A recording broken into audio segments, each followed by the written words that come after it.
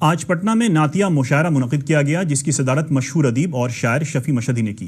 اس کا اہتمام ادارہ ادب اسلامی نے کیا تھا۔ اس مشاعرے میں پٹنہ اور اطراف کے کئی شاعروں نے شرکت کی اور اپنا کلام پیش کیا۔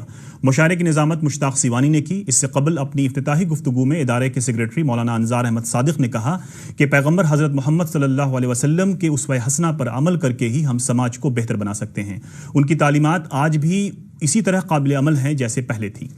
ادب پر گفتگو کی جاتی ہے اور سارے ادب پر انجام دی جاتی ہے۔ اس ادارے کے تحت ہر سال نعتیہ مشاعرہ کا اہتمام ہوتا ہے اور خاص طور سے ربیع الاول میں ہی اہتمام کیا جاتا ہے۔ اور ربیع الاول میں نعتیہ مشاعرہ کا اہتمام اس لیے کیا جاتا ہے کہ اللہ کے نبی صلی اللہ علیہ وسلم کی پیدائش اسی مہینے میں ہوئی۔ اس مہینے میں پوری دنیا میں اللہ کے نبی صلی اللہ علیہ وسلم کی سیرت پر گفتگو کی جاتی ہے، ان کی تعلیمات کو عام کیا جاتا ہے۔ آپ صلی اللہ علیہ وسلم کی سیرت کیا تھی اس کو بتایا جاتا ہے، آپ صلی اللہ علیہ وسلم کا اسوہ کیا تھا اس پر گفتگو کی جاتی ہے۔